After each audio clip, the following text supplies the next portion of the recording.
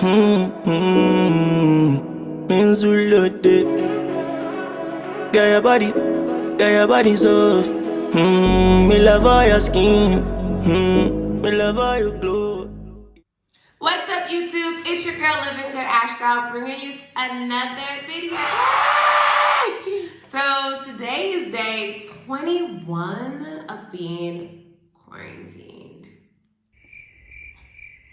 I'm so over it. I really wish that I could be showing you all of the travel vlogs and the things that I was gonna do during the springtime, but it looks like you're just gonna be getting tips and tricks. PCSing to Germany, yes. So my very first video was about housing, and I noticed like you guys really enjoyed my housing video. Like, I don't know if it was useful, if it was not. I got a whole bunch of likes, a lot of subscribers from watching it, so I figured I might as well just fix your taste buds whole week. So every single day I will be dropping a new video on housing, not housing, on PCSing in Germany and some things that you're gonna need. So I actually have my laptop out and I picked the top 5 questions that I get asked all the time, like, Ashley, blah, blah, blah. So this week I'm gonna talk to you about the first one. So this week is about cars. Vehicle, vroom, vroom, baby, vroom, vroom. Okay, so what do you need to know about shipping your vehicle? Like, you have to drive, right? The number one question I get is, who can bring vehicles to Germany? So if you are single or only one of you guys are in the service, then you guys can bring one vehicle to Germany. You can bring multiple vehicles, but you will be using your own money to ship them here. The government will only allow DA civilians, military, and anyone that's coming to Germany on the government side. You're only allowed one vehicle, okay? So if that means you need to pick between the minivan or the convertible, you're gonna be picking, okay? So make sure that you pick the right car or make sure you pick your only car, okay? However, if you are dual military, because each of you guys come on your separate orders, you can actually bring 2 vehicles to Germany. One would be bringing the vehicle underneath their name, and the other one bringing underneath their name, giving you 2 vehicles, okay? So that is something to know. So everyone can bring vehicles to Germany, but you can only bring one vehicle. And then when you do bring the vehicle to Germany, you can only ship back one vehicle as well. You can ship and bring more vehicles as long as you're willing to pay the price from wherever it is in the world that you're gonna be shipping and bringing this vehicle from, okay? So I hope that answers your question, because I had some people ask me like, I heard I can't bring my vehicle. Like, this is not like Korea. You can bring your vehicle, just so you can only bring one, okay? Okay, so after people determine like, okay, I can bring a vehicle, guess what the next question is? Can I ship my car as is? Okay, I'm gonna give you guys the generic version. Yes and no, okay? So if your car is exactly how you brought it from the dealership, not with customs and trims on it, but just a generic standard edition vehicle, you're fine.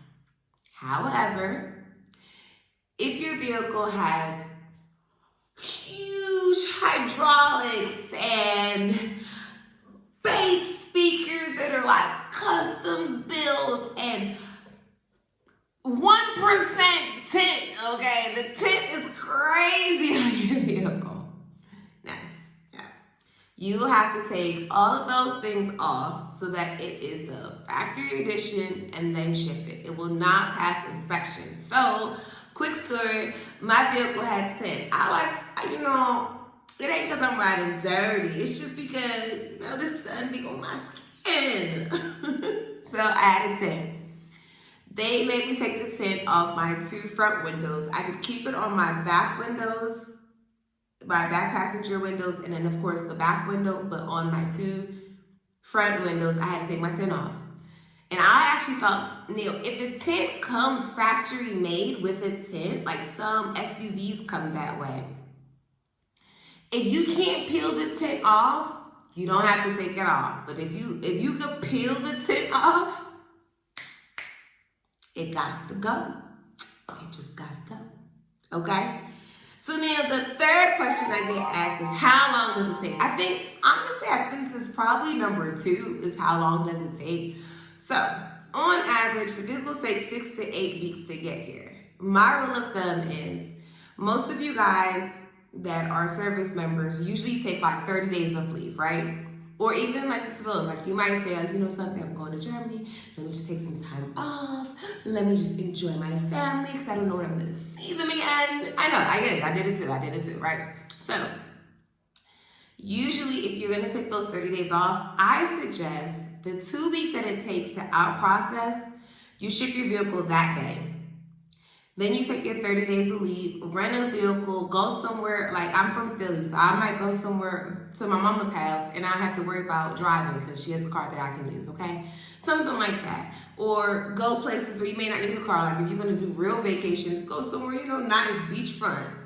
You know, you ain't got to go to the middle of nowhere where you got to drive 10 miles to get everywhere. Unless that's where you're from. I get it. But best bet is to ship it while you're in that transition period. Because if not, what's going to happen is when you get to Germany, a lot of things are spaced out. They're not necessarily right there on the installation with you that you are going to be working at.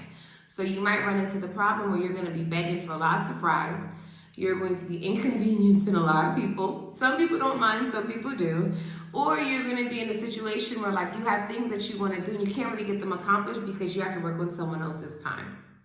So I shipped my vehicle when I first started my leave. Right before I signed off post, I was like, boom, ship my vehicle. So I think around 2 weeks after I arrived in country, my vehicle came in and I was able to go pick it up, and then I was on my own wheels, okay? But I did ship it then. So that's just something to, you know, that you'll want to consider. Oh, I just lied. No, I did not. I shipped my vehicle right before I left the country. That's right, because I'm in Kazakhstan and I had to rent a vehicle for a month. They had a cheap place called APC Rentals or something like that, or AFCC. Well, I don't remember their names. I'll link it in the description. But I had to rent my vehicle for a month. They have like cheap rentals that you can do for PCS travel, and it's not nothing extravagant. And I rented it for a month because my vehicle did not come in until December, and I arrived in October. That's right. Okay. Don't do what I did. Are you listening? Do not do what I did. Okay. So 6 to 8 weeks. And that's if there's no coronavirus, no storms, and they have enough vehicles that are moving out, okay? So, can you find cars in Germany? I think that's like number 4, because some people, especially those that have specialty made cars, are like, you know, I don't really want to bring my car over there. Or if you have like a vehicle that's maybe older, so you're scared about driving in Germany, some people are like, let me just get a beater on ground. So we do have lemon lots in Germany. One of the lemon lots is actually by the church on Ramstein. So if you're in this area, there's a lemon lot there. There's always people selling or PCSing. So there's always people like getting rid of their cars or getting new cars. So trying to find a car in Germany, it's not going to be hard. My only complaint is be careful if you're trying to get a brand new car or if you're going to some of these car dealerships. They know that you're American. They know that you're military. They know how much you make. They know your rank. They know your structure. They know what you can afford and what you cannot afford, okay? And some of them will scam you into a brand new vehicle that you might not be able to afford. So please be mindful. Don't get scammed into buying a car. And even though it is an inconvenience at first, don't be really quick to rush into getting a car neither. Like, there's no need to rush to get a car. There's enough people that are going to be in your AO that can get you where you need to go, okay? And then the last question that I always get is, how is it driving in Germany? Y'all want the truth? Like, are you ready for this tea? Like, let's talk. Are you ready for this tea?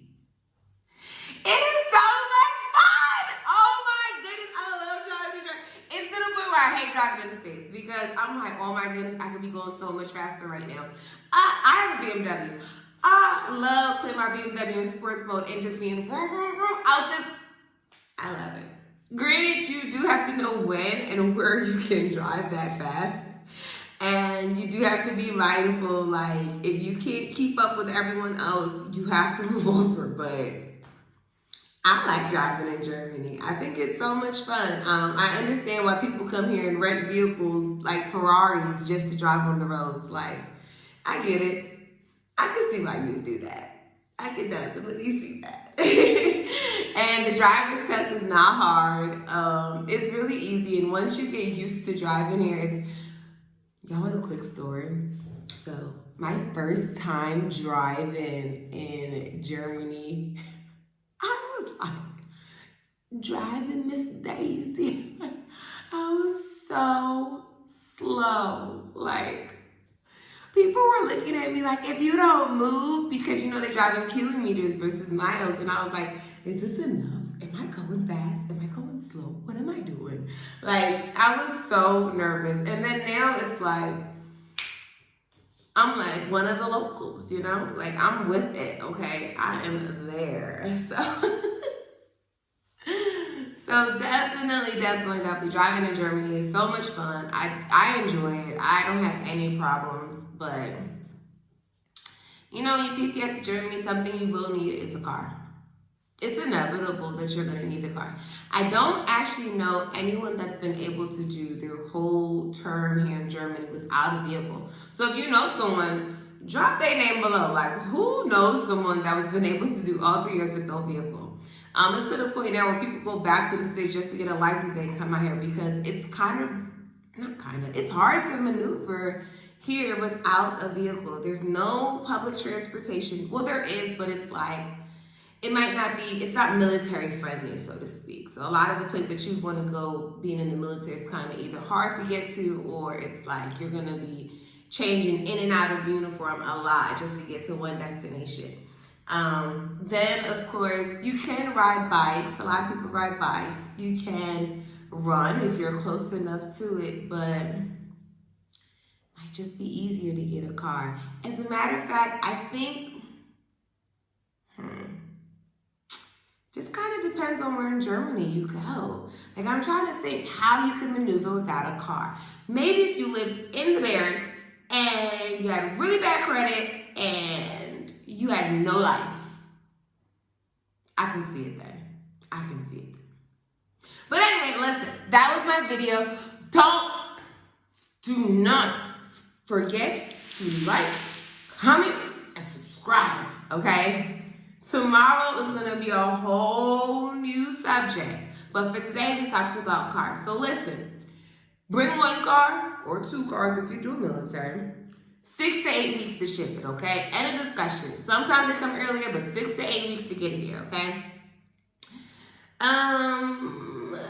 Can't ship your car as is unless it's came, you know, don't be trying to do no fancy stuff and think you're gonna get it here. They're gonna tell you to take it off, okay? Can you find cars here? Of course you can. You can find lots of cars here. Beater cars, nice cars, doesn't matter. You can find them here, and then you can ship them back stateside. A lot of people do that. A lot of people buy cars here and ship them back stateside because you get a little discount. Okay, remember that.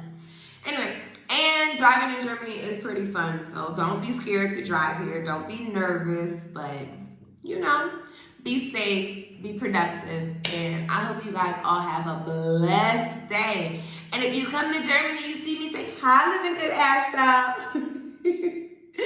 Peace. Don't mind my cut. I cut my finger. Peace.